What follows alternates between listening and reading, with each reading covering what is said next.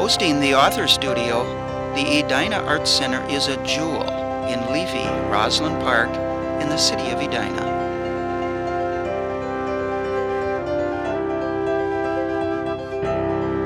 It showcases the Peggy Kelly Media Art Studios, the Margaret Foss Gallery, and the Clark Gift Shop. We have a full-service media transfer department where our staff is close enough to keep your projects simple. Our gallery offers many shows throughout the year, including our annual Members Juried Show in the fall. The center serves over 5,000 students and guests each year and offers classes in painting, drawing, jewelry, photography, writing, and many more. Our pottery department features 15 different kilns, and we're known as the biggest little pottery department in Minnesota. At the Edina Arts Center, we live up to our slogan of, "Every day, I need art." Now sit back and enjoy this episode of the Author Studio, hosted by Colin Nelson.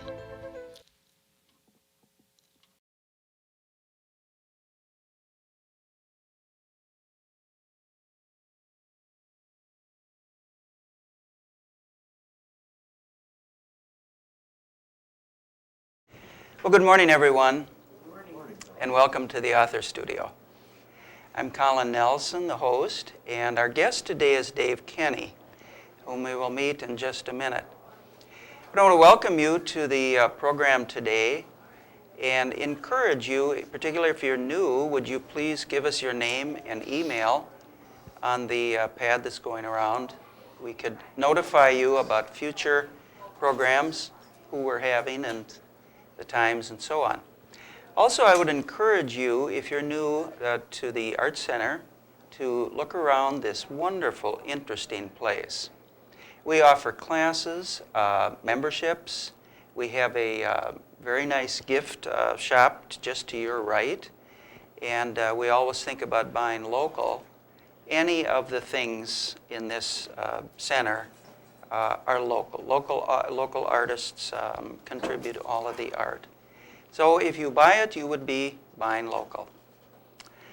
I'm going to introduce Dave Kenny, who is a local, well, you've had many different types of careers, but Dave has written a book on the history of Minnesota, which you are going to find is interesting, funny, nostalgic. Dave also is the winner of 2 Minnesota Book Awards. He won an award for his a book called Northern Lights, which is a history of Minnesota, and actually that's used as a textbook. Yeah, it's a textbook. In what schools? Throughout the state. Wow. It's all over the place. Wow. Yeah. And then he also won a Minnesota Book Award for a book called Honor Bright. Honor Bright, which is a history of the Minnesota Boy Scouts. So, Dave, thank you for coming. Thanks for having me. And I've got to make sure I keep which book is correct here. Let's talk about, before we talk about the book itself, you've had such an interesting history. Let's talk about you. And the thing I want to zero in on, which interests me immensely, is you were at CNN at the birth, weren't you? Not quite at the birth. I think I got there in 1989. So it had been going for a few years before then, but I think it was around that time that it really started coming onto the map and people started taking it seriously as a news organization. I think '89 was the year of Tiananmen Square, if I remember correctly. A lot of things started happening in the immediate time after I joined it. The first Gulf War happened then.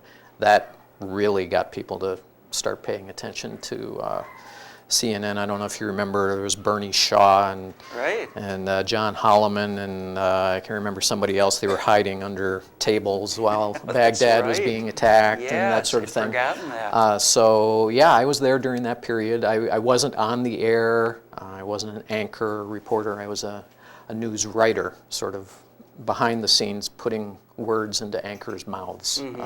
But I was there for about 9 years, during the period where I think it sort of rose to prominence, and then, as far as I'm concerned, started going downhill a little bit after that. Yeah. If you remember the O.J. Simpson trial, that The chase. the chase, CNN, the powers that be at CNN, sort of their eyes lit up and went, "Hey, we can make money doing this." Yeah. And There's a new movie out about that. I might skip it. We'll see. Yeah. But yeah, that was my background. I was trained as a broadcast journalist. I did some reporting for a few years down south, then moved behind the scenes, and eventually just got tired of that and decided to make a run at making a living writing. You were trained as a journalist in college, and I think you have a master's, don't you? I do. Master's in broadcast journalism from the University of Missouri. Yes. After you left CNN, was there a period when you were a journalist with another organization? I was actually, after that, I left CNN, went freelance, and I was still down in Atlanta at that time. Was working mostly for broadcast outlets as a freelancer at that point, but decided I wanted to try to make a move into print. My wife and I decided to move our family back up here to Minnesota. I was going to give a try at writing for magazines and that type of thing, and sort of just lucked into this career of writing history. Yes. And hooked up with the Minnesota Historical Society. You grew up in Minnesota, I didn't did. you? I'm a Roseville native. Father worked at 3M. Mm-hmm. Father worked at 3M. Mom was a nurse, and I've spent actually most of my life here, although I did have that 10-year period down south. So today this is unusual, you are making a living as a freelance writer. Yes. That is amazing. So congratulations. Well, thank you. I do have to tell you, this last year was a little tough. Actually, since 2008, with what happened to the economy, it has been a difficult difficult time for writers like myself, who don't have an employer per se. To find the work we need to put food on the table, but we get by. That's wonderful. Thank you. And then you wrote this book, Minnesota in the 70s. First of all, you have a co-author, Thomas Saylor. Who is he? Thomas is a professor of history at Concordia University in St. Paul. And Thomas and I got to know each other just sort of in passing a few years back, because both of us wrote books for the Minnesota Historical Society about World War II. My book was about things that were happening here in the state, in the home front during the war. He was more interested in interviewing and getting collecting oral histories for people who either were here in the state or were serving overseas. And so we had both written books on this general topic. He contacted me a few years ago with an idea that sort of grew into this approach of looking at Minnesota through the prism of this one decade. Mm-hmm. Why? I can understand Minnesota, you're living here, but why the 70s? So many people focus on the 60s or some other time, but why the 70s? Well, I guess first off, we're always told, those of us who try to write, we're supposed to write about what we know, right? And I think it's a cliche, and it's probably not always true, but I grew up during the 1970s. I grew up during the 1970s here in Minnesota. And so it's a subject that in some ways is sort of close to my heart. This was my coming of age time. I graduated from high school in 1979. So I remember this decade, and I just thought probably other people would be interested in looking back at this period. And when I first thought about it, I guess it was more from a nostalgia standpoint, that I just remember those times fondly, and I was sure other people would too. But then the idea of writing what you know doesn't really apply here, because the more I looked into this decade, the more I realized that I wasn't aware of, just even a fraction of the stuff that we talk about in this book. I mean, I remembered a little bit about reserve mining. I remembered a little bit about Wendell Anderson on the cover of Time magazine, and a few other things. But I was a teenager at the time. I was thinking about other stuff. Yeah, we won't talk about the other stuff, but right. Let's stick with the book, should we? But that's what it comes down to, is Thomas and I, the more we talked about it, the more we realized that this was a decade that's sort of been forgotten, and it needed to be sort of rescued from the trash heap. As you said, I think a lot of people think of the 1960s as being important. The Vietnam War, the Civil Rights Movement, any number of things really started bubbling up during the 1960s. Then in some respects, people think of the 1980s in different terms. That was the sort of flip side of the Reagan years and rise of conservatism, that sort of thing. People, when they thought about the 1970s, they usually just thought about disco and polyester and the colors of what were they, harvest gold and avocado in the kitchen and things like that. That's what people thought about with the 1970s, and we wanted to sort of expand the conversation there. Later on, I'll put on the music. Dave is going to do some disco dancing. My friends called me Disco Dave. Did they really?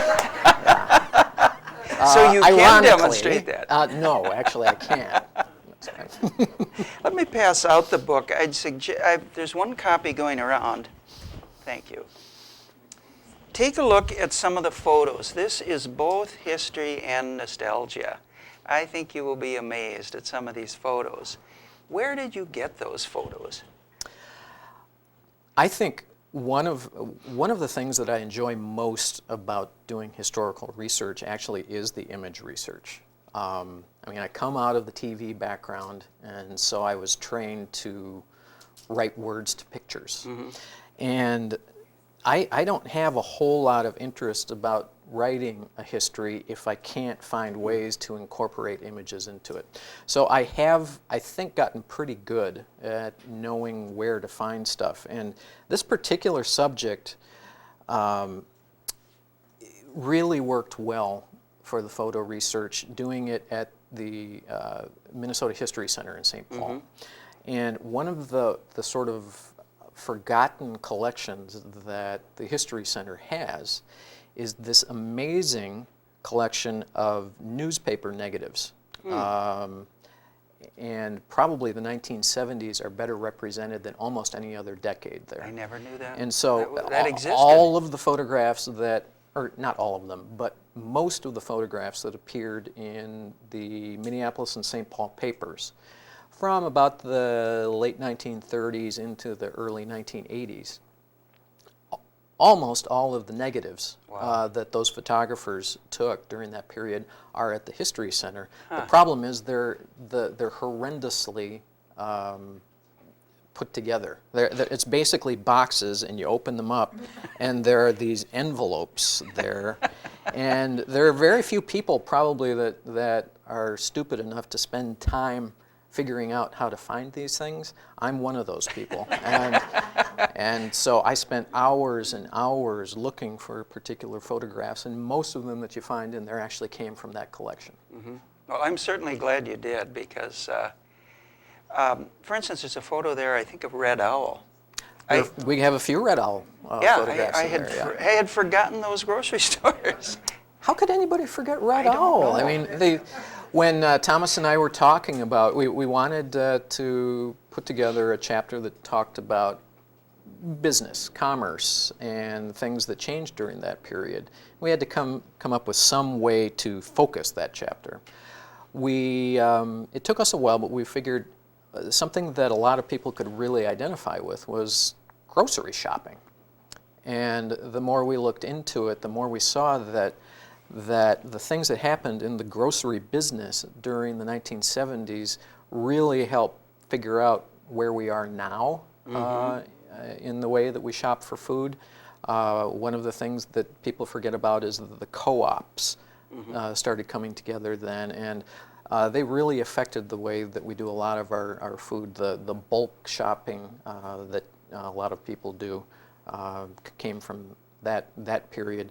But also just sort of the old-fashioned standard grocery stores went through some big changes during the decade, and we thought that most people, if they grew up or lived in this area during the 1970s and they think about groceries, probably will think about Red Owl with that wonderful logo, and the company had been around for several decades before that. And so we actually end up talking about Red Owl and showing a number of photographs. You've got a photo in there of something that doesn't exist much anymore, and that's the butcher was, tell us about that. The butcher was helping his customer.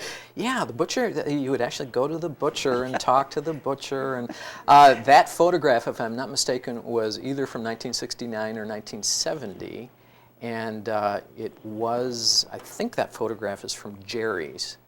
And I think Jerry's got started in Edina, if I'm not mistaken. That photograph itself might be from Edina.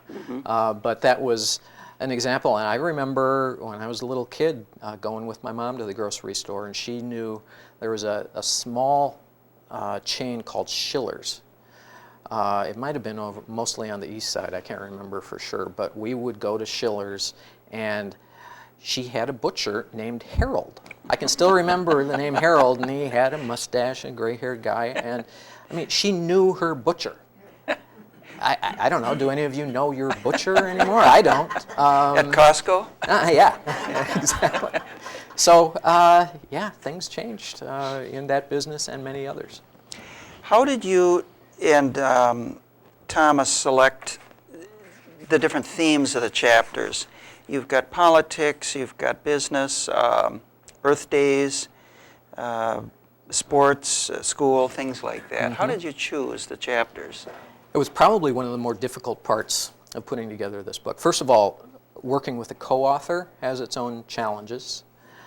We both have different approaches to writing about history. We both have different ideas about what's important, what's not. He's not a Minnesota native, I am. So there was a lot of back and forth discussions about how we should do this, but really it came down to collecting a lot of material and figuring out sort of the wide range of stories that could or needed to be told about this decade, and then figuring out, well, how do we come up with a structure to organize that, an organizing structure so that it makes sense to the reader. And it took a while. We had to first of all decide what were the most important stories to tell, and then whether there were ways to combine some of them under different themes. And as we went through this process, it became more and more clear that we were going to have at least one chapter about politics. We wanted the environmental movement really came into being in this state in the early 1970s. We needed to talk about the environment somehow. Just the whole concept of activism, what we call people power, the idea that you didn't have to settle for government or business, people that you didn't know making decisions for you, that you could stand up for what you thought was right and try to make things happen. This was the decade where we really started seeing that on all parts of the political spectrum. Those are just a few examples of themes that we saw that needed to be told. So then it became a question of which stories do we organize under each of those themes. And we ended up with 10 different themes, 10 chapters. And I'm sure most people who read this book will feel that we either ignored or didn't give enough attention to certain stories. But it was difficult. When you're dealing with, we would call this a survey history. This is not the definitive history of any particular story here, but we're trying to give a broad overview of what happened during this time period. And it can be difficult to figure out what to leave in and what to leave out. Sure. Could you turn the lights off, please? We're going to look at some of Dave's images in just a minute. You mentioned that you and Thomas had to decide what topics or what issues to raise in each chapter. Did you do that after you looked at the research and then you saw certain stories popped up, or? Yeah, we did. We had to spend quite a bit of time doing that survey of the existing literature and a sort of cursory research on a lot of different topics. And we're making a really long list of things. And it was only at that point where we felt that we could decide what the major themes were. Yeah. We didn't go into it saying, okay, these are the themes, and then trying to make the stories fit. Okay. It worked the other way. Tell us what your favorite chapter is. Well, I think I'm not sure whether favorite is the word or not, but the one that I got the biggest kick out of writing was the chapter that we call, what did we call it? The Cultural Oasis. Okay. And this was basically the chapter where we're dealing with arts and culture and focused primarily on what was happening in music. In the Twin Cities during that period. And the reason I say that I bring this one up is this was more than any of the others sort of original research. Nobody had really decided to try to tell the music story during the 1970s in Minnesota from the angle that I decided to write it from. And because I did it in this particular way, I had to do a lot of interviews with people because there was no existing material out there, and then figure out how the story actually came together. And I was really happy with the way it turned out. And the people who were involved in this story were really gratified to finally see their tale told and appear in the book. But we've always had orchestra, we've always had garage bands, we've always had choirs. What made the 70s different? Well, first of all, getting back to when I was a teenager, I didn't realize what was happening here. I was listening to KDWB and U100 and Top 40 and all that sort of thing. I wasn't paying attention to the original music that was being made on any level in the Twin Cities, whether it was from classical to punk to anything. It wasn't until the 1980s that I realized, hey, there was some really fun, interesting stuff happening, especially in Minneapolis. And then the question becomes, well, how did we get there? And the way we got there was through the 1970s. And the way I chose to tell this story was through one particular recording studio in South Minneapolis. Have you got some pictures? Yeah, I got some pictures here. While you're talking. This was a place called Sound 80. Don't know if anybody remembers that name. Yes. It was a small place in South Minneapolis, and these were the 5 principal people who were involved in putting this thing together. The sort of mad scientist who was really the driving force here is the guy on the right. His name is Herb Pilhofer, and he's shown there with his sort of partner in crime named Tom Jung.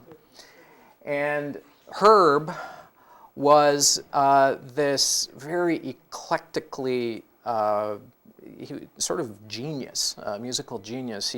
He was a wonderful jazz performer, keyboardist. He was the first musical director at the Guthrie Theater. Wow. He made most of his money writing jingles, Wow. doing that type of work for companies both local and nationally.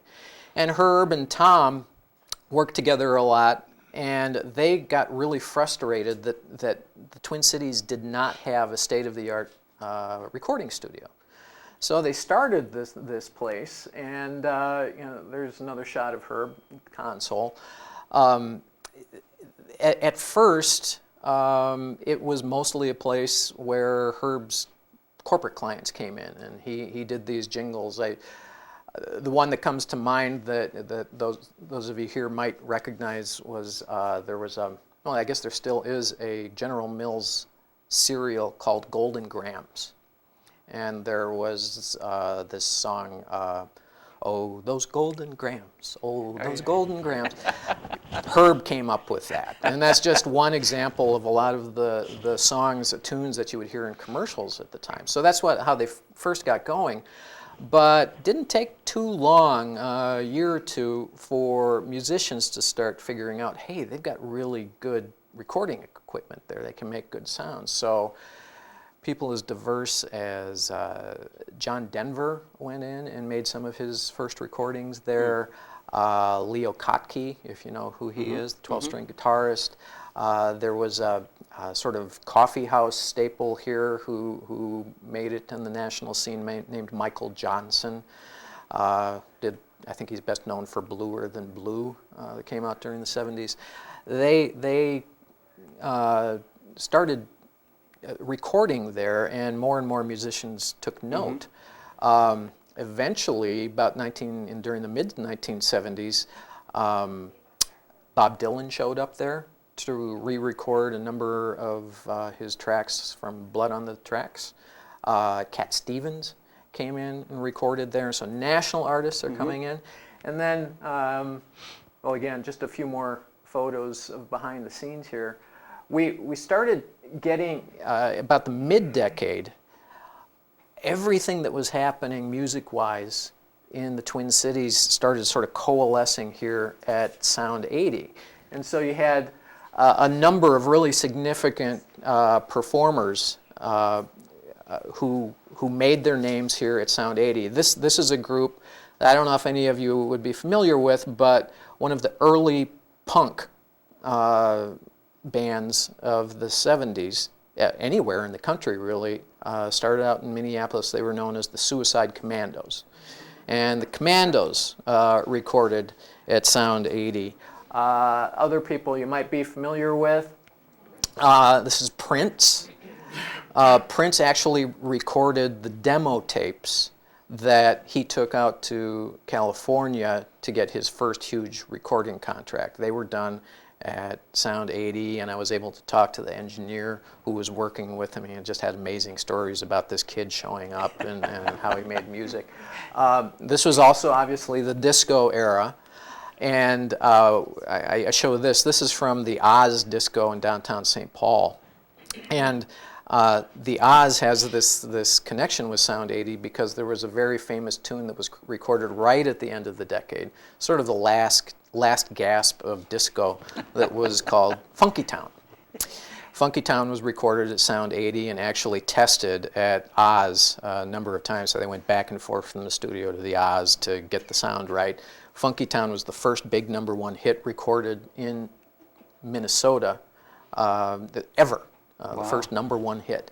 And so that happened there. And then, sort of on the complete other side, the St. Paul Chamber Orchestra went in 1979 and recorded what was one of the more significant recordings of that decade, or any decade actually. This was a recording of Appalachian Spring that won the first Grammy for a digitally recorded piece of music. That happened at Sound 80. Wow. And so all these things were happening. This was a crossroads of all these different sounds. And this is what really set up Minneapolis to be the home of what became known as the Minneapolis Sound during the 1980s. But it all happened during the 1970s. Wow. It looks like a big studio. They had, I believe it was 4 studios, and this was Studio 1, and it was the big one. It could handle a small orchestra like the SPCO. Couldn't get the Minnesota Orchestra in there, but SPCO fit quite well. Yeah. The director was Davies, wasn't it? Yes, Dennis Russell Davies. Yeah. Did you bring any photos of him? I didn't bring darn. photo of him. There's one in the book which is quite famous that was that the orchestra used during its first year with him at the helm. I think that was '72, if I remember right, where he arrived in the Twin Cities. He was this sort of balding on top, and he had the long hair and back, and he showed up on a motorcycle. And they thought, oh, that is so cool. That'll be great to market this guy. So the first marketing for the Dennis Russell Davies years almost always showed him on his motorcycle. And the idea was to try to appeal to a younger crowd. Right.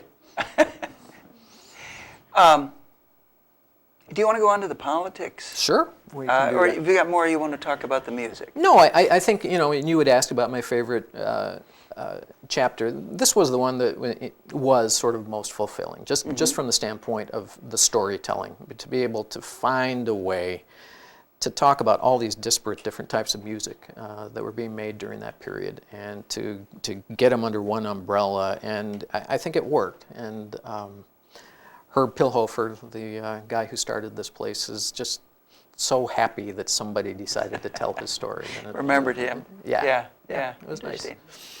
Well, the beginning chapter is called Veer Left, about politics in Minnesota, and then the final chapter is called Veer Right. Right. Let's start with chapter 1. Okay. Why lead off with politics? Well, let me ask you this. If I were to ask you, as a Minnesotan, is there one image that you think of during the 1970s that says Minnesota during the 1970s? The Time magazine article. Magazine cover. Yeah. Okay. And it was the same for me. As I said, I wasn't paying attention too much to things that were going on around me during this period, but I certainly did remember that. There was something about our state showing up on the cover of Time magazine, and I think a lot of people these days lose track of how important Time was at that period. If you ended up on the cover of Time magazine, which had, I believe at the time, the largest circulation of any magazine in the country, maybe even the world, you were on the map at that point. And all of a sudden, during the summer of August of 1973, if we subscribe, we get it in the mail, or we're walking down the street and we see a newsstand, and there's our governor, and it says "The Good Life in Minnesota." I think it made a lot of people sort of puff themselves up a little bit. Hey, we live in a pretty important place, and now we've felt underappreciated for so many years, and now the rest of the country gets it. They know that this is a special place. We can make arguments back and forth about how special or not special Minnesota is, but this was sort of a turning point, if you want to call it, from a public relations standpoint for this state. This was a big deal. And so we knew that we had to find a way to talk about this, to put it into context. How did we end up on Time magazine? Who's this governor? Was he as important as it looked like he was at the time? And as we talked about how we were going to do that, it seemed that it made most sense to put it in the context of what was happening in politics during this period. And I had this impression before we even started writing that probably if we talked about politics, I was going to end up talking about how the two parties were able to work together to get things done at the early part of the decade, and that everything was falling apart by the end of the decade. I had to change my point of view on that, and I guess I can get into that. You mentioned Veer Left, and so I don't think there was any question that in 1970, when Wendell Anderson was first elected, this was sort of the beginning of a liberal resurgence in Minnesota. At least statewide, the Republicans had been in fairly steady control for quite a while, for quite a few decades. This was a turning point for the Democrats. It was slow to start. Anderson was elected in 1970 along with Hubert Humphrey, who was at that point the former vice president, and he ended up running for the seat that was given up by Eugene McCarthy. So both Humphrey and Anderson won in that election.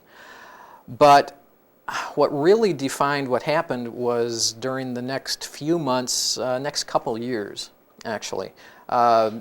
It's easy to forget that a lot of Democrats, especially on the more liberal side of the party, didn't trust Anderson. They didn't think that he was going to be sort of much of a standard bearer for progressive causes. But as it turned out, he was able, in 1971, he was the newly elected Democratic governor. He had a legislature that was still controlled by the Republicans. And you've probably heard of the term the Minnesota Miracle. Right. This was sort of a package of legislation that did a number of things. Maybe most importantly was sort of equalize funding for education. But the big thing, the big talking point during that period had to do with taxes.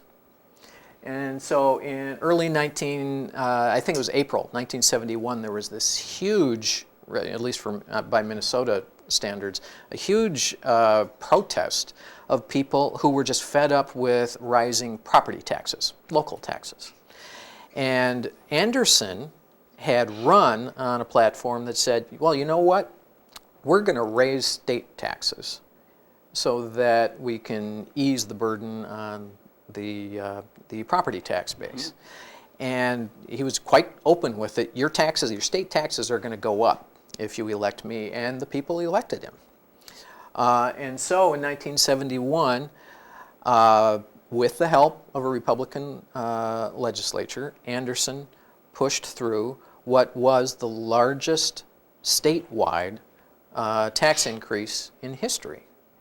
And then people wondered, well, you know, obviously you have a governor who's going to push for something like that. Voters are going to make him pay. Actually, it turned out to be just the opposite. This is a photograph from the caucuses in 1972. So this was after the Minnesota Miracle was passed, after this huge tax increase was imposed. This is the first election cycle in which 18-year-olds were able to vote. So a lot of young voters and that sort of thing. As it turned out, the Democrats just blew away the Republicans in 1972. This after the largest statewide tax increase in history. The voters seemed to be saying, okay, we sort of like what you're doing here. We don't mind that you're raising our taxes, if it's in part at least to try to keep property taxes down. So this 1972 election turned out to be just a real turning point in politics. This was where the Democrats took control of the legislature. You had the governor still in control. And among other things, for instance, this was the first real sign of women coming into politics. That's Phyllis Kahn there on the shoulders of her supporters. And so you had this first class of 1972 women. A lot of things were happening on the liberal side.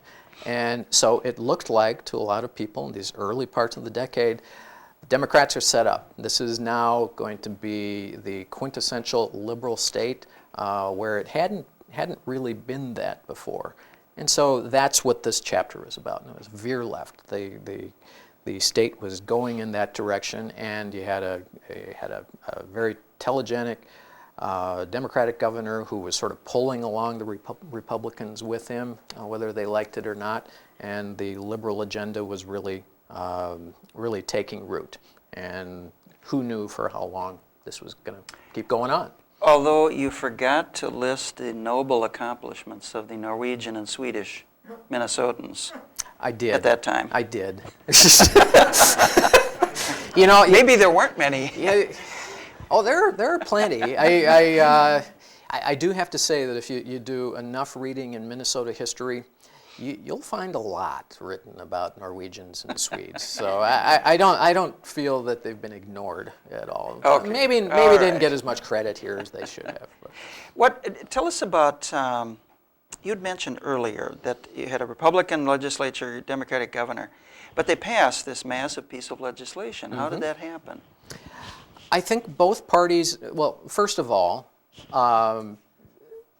there was an assumption that that's parties needed to do to keep government working. The other thing was they both saw a common interest, and that was finding a way to make the voters happy about the property tax issue. And so they did have a reason to come together. But I think the political atmosphere at the time was such that the extremes of both parties did not have as much control as they would eventually start developing over the next couple decades. And so I think that those would be at least two of the explanations for that. And I guess building off of that, again, I thought that we would find at the end of the decade that we would see this, that things were starting to fall apart, that the parties weren't willing to work together, but I actually found sort of the opposite. And if I go ahead. can get to that. Again, just to go over this, the Time magazine story was just to spend some time with it. It really was sort of funny. It was in many ways sort of a fluff piece. I mean, it's the state that works, and it's holding up Minnesota as an example to the rest of the nation. Had all these wonderful photographs of everything that supposedly said what Minnesota was about, and it's fun to go back and look at this thing, but then you realize maybe things didn't work out quite as smoothly as time seemed to be suggesting it would, but it was an important part in our history. Yes. But anyway, getting back to what happened afterward, you may remember Wendell Anderson. He's this rising star. And people are starting to talk about him as a potential presidential candidate, that sort of thing. Then he made a mistake. In 1976, Jimmy Carter chose Walter Mondale to be his vice presidential running mate. They won. Mondale became vice president, and there was an opening in the Senate. Anderson maneuvered so that he basically, it was called at the time sort of a self-appointment. He maneuvered so that the new governor, Rudy Perpich, named him to Mondale's new post, and he went up to the Senate. That's one of the many cartoons you will find referring to what Anderson did here. He kicked himself up to the Senate. That turned out to be one of the worst political mistakes in Minnesota history. Voters did not appreciate that he did this, and they made him pay. In the 1978 election, this problem combined with a new sort of backlash on taxes, which is sort of demonstrated by this photo. At the time, you remember there was Prop 13 in California, that movement, and there was this movement. It was called the Roth-Kemp tax bill to just across the board cut federal taxes by 1/3, and sort of the beginning of the concept of trickle-down economics, that type of thing. You had this movement combined with the anger at Anderson, and you ended up in 1978 having this Republican resurgence, where you had a new Republican governor, Al Quie. You had two new U.S. senators, Dave Durenberger and Rudy Boschwitz. It was a complete turnaround. And then from the policy standpoint, it turned out that this new sort of backlash on taxes in the 1979 term, Quie ends up signing the largest tax cut in Minnesota history. So you think about that, and we talk about the book ending here. Yeah. At the beginning of the decade, in our first chapter, you've got a Democratic governor, Republican-controlled legislature, finding a way to work together to pass the largest tax increase in state history. By the end of the decade, you've got a Republican governor and a Democratic-controlled legislature coming together, and this was even more bipartisan than it was in the early part of the decade. Everybody agreed taxes had to come down, and so they came to this agreement, largest tax cut in history. So although we talk about that in the latter parts of the decade, we're seeing signs of the extremes of both parties starting to wrest control from the more central parts, that's going to lay the groundwork for problems in the decades to come. At the end of this decade, the Democrats and the Republicans still were finding ways to pass really big, significant pieces of legislation. So this really demonstrates that during the 1970s, bipartisanship, if you want to call it that way, was still alive in this state. And whether you agree with the legislation that was passed or not, they were working together to get that legislation done. Did you turn on the lights? Did you have any other images from that? No more images there. Yeah. Let's pause for a minute if anyone has questions from the audience. Any question you want about the 70s? Monica. I want to know if Herb Hilloffer is still alive. He is. He lives in, where is he? He's south of St. Paul, Inver Grove Heights. And he's still going. He's not producing music as he did before, but he's just a wonderful guy. I had a chance to interview him 3 times, I believe. And as I said, I've rarely done a project where somebody is appreciated so much that I paid attention to them.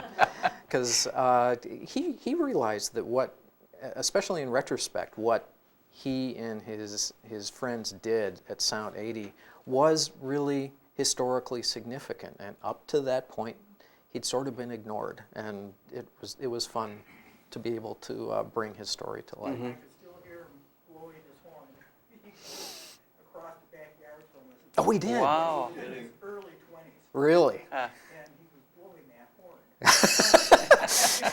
So you did or did not like Herb? I can't tell. They were fine. It was just that music. Blowing his horn. Yeah. He was a great guy. I really enjoyed talking with him. Richard, did you have a question? Well, I was wondering, you don't say much about the computer industry, and I'm kind of like from that ilk. So, a little in there. yeah, not much. And this is an example, one of many examples of stories that we could have done a lot more with. And as I said, this is a survey history. We don't consider it the definitive history of any particular story from the 1970s. It's our interpretation of this decade. And so in trying to divide up everything we wanted to do here, we decided we did want to have a chapter that talked about things that were happening in the business world. Then it became a question of each of these chapters has a main narrative along with a bunch of sidebars where we're able to talk about other topics, the computer industry being one of them. We did toy with making computers the centerpiece of that chapter, but the more we looked at it, the more we just felt that should be a 1960s story. That to us, my reading of it is that was the period where the new stuff was really starting to come into being and making Minnesota the center of the computer industry. I might be wrong on that because I haven't spent a whole lot of time looking at it, but that was probably the driving force in our decision not to make it the centerpiece of that chapter. But I completely understand the argument that could be made that we should have done more about it during the 1970s. We could have done more about the medical device industry. It's just another example. So many things to talk about. We had. It's the next book. Yeah. Minnesota in the 60s. But it's certainly not meant to denigrate at all what happened in that industry here in Control Data and a number of other companies. It was important stuff happening, but we just had to make some choices. When it comes down Other to questions? Yes. Have you thought about doing other decades? Thought about it. Now, what it really comes down to is how well does this book do? and I don't have a good feeling for that yet. I haven't seen sales numbers, but it's going to be the publisher, Minnesota Historical Society Press, that's going to make the final decision on whether, this should sort of be thought of as a series of books. I could certainly see it happening, that we have Minnesota in the 60s, Minnesota in the 80s, whatever. But I think the publisher is waiting to see whether there was even a big enough market for this book, because frankly, that's what's driving a lot of these decisions now in the publishing world. Things are so up in the air, and it's sort of a scary time to try to figure out what's going to work and what isn't in the publishing world. I would like to do another one. I'm not sure which decade would be most interesting to me. I am very fond of sort of mid-century, and wouldn't mind looking at the 1950s. But then my publisher might say, well, is there more of a market for a 1950s book, or is there more of a market for a 1980s book? Mm-hmm. I'm not sure. The other question is, if I were to sit down and figure out my hourly rate on the time that I invested in this and the social media that I put into it, I have a family to feed, and I'm not sure if I can afford to do another book like this, but we'll see. The other question would be the co-author question. Thomas and I are still friends, which can't be said for a lot of co-authors. Right. But we would have to sit down and have a long discussion about whether we wanted to collaborate again. It can be a difficult process, and in a world where you're making only pennies really on each sale, and then having to split those pennies with your co-author, if this is how you make your living, as I do, you have to make decisions Sure. about whether it makes sense to work with somebody, or whether you try to capture whatever profit might be there just for yourself. Other questions? Leslie? What's next on your research and agenda? I wish I had something that would be really interesting to tell you, but I have this career path that goes in two different directions. This I would call sort of a labor of love type of project. These are the books that the Minnesota Historical Society has been nice enough to think we're worthy of publishing. The other one other path I take is the research and writing of institutional and corporate histories, where I'm actually hired by a group, a company, to write about their past. Those are the ones that I'm actually able to make a living writing. And after having spent the past 2.5 years doing this one, I'm having to concentrate on those types of things. So it's not that these aren't interesting subjects, but they don't have probably large audiences. I am writing a history, believe it or not, of the Normandale Japanese garden at Normandale Community College. I am about to start writing a history of Episcopal homes of St. Paul. I'm hoping to learn in the next week or so that I'll be taking on a history of the YMCA camp up north called Camp Nord. I have to keep a bunch of these balls in the air and try to be working on them all simultaneously in order to make this work. And I wish I could tell you what the next project is. If I could just do it and not have to worry about making any money, it would be I would finally write my history of the flying saucer craze of the 1940s and 1950s. But well, I have to find a publisher for that first. Fed? If money was not an issue, Mm-hmm. what book would you be inclined to write? Well, I mentioned the flying saucer history. I should make this clear. I've tried writing fiction. I just don't think I have it in me. I get too caught up in making sure that things are rooted in fact, and then I can't imagine the things that a good fiction writer needs to imagine. So I don't think fiction is in the works for me. But I do like to find historical subjects that people haven't spent a lot of time writing about. So the flying saucers would be one of them. The one that really is closest to my heart, believe it or not, would be a history of the racial desegregation of bowling.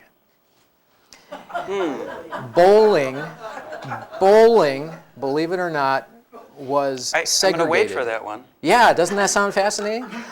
I find it fascinating because I think it's a long lost story that reminds people that segregation was not just a Southern institution. Good point. Bowling was actually mostly a Northern sport, and until 1951, the organization that governed bowling, the American Bowling Congress, had it explicitly in its rules that African Americans were not allowed to participate.